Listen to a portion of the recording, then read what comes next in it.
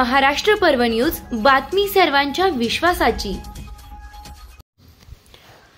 परभणी घटना, सांगोला बंद यशस्वी।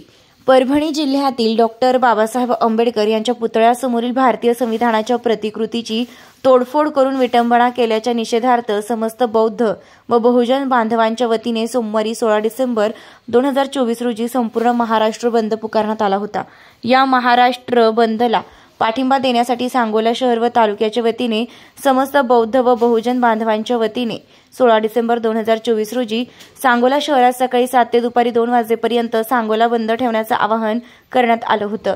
सांगोला शहर व तालुक्यातील व्यापारी नागरिकांनी आपले दैनंदिन व्यवहार बंद ठेवून या बंदला पाठिंबा दर्शवला। यावेळी सांगोला शहरातील डॉक्टर बाबासाहेब आंबेडकर यांच्या पुतळ्यासह विविध महापुरुषांच्या पुतळ्यास पुष्पहार अर्पण करून सांगोला तहसील कार्यालय व पोलीस स्टेशनला निवेदन सादर करण्यात आले।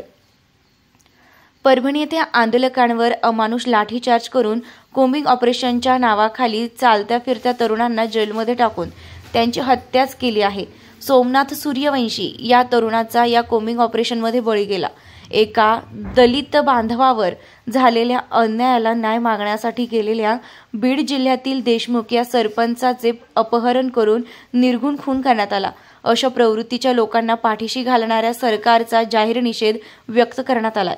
ज्या संविधानाची शपथ घेऊन सत्तेत आले त्या राज्य सरकारला संविधानाच्या विटंबनेचं भान राहिलं नाही। या सरकारचे डोके ठिकाणावर आहे का असा सवाल करत अशा या निष्ठुर निर्दयी सरकारचा जाहीर निषेध व्यक्त करण्यात आला।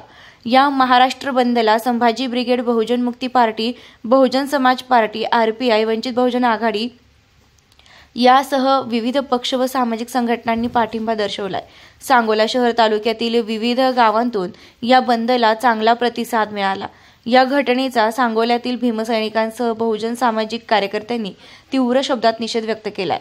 यातील संबंधितांवर कठोर कारवाई करण्यात यावी अशी मागणी करण्यात आली आहे। या बंदला शहरातील विविध राजकीय पक्षांसह सामाजिक संघटनांनी पाठिंबा दिला। तहसील कार्यालय व पोलीस स्टेशनला निवेदन सादर केल्यानंतर दैनंदिन व्यवहार सुरळीत झालेत।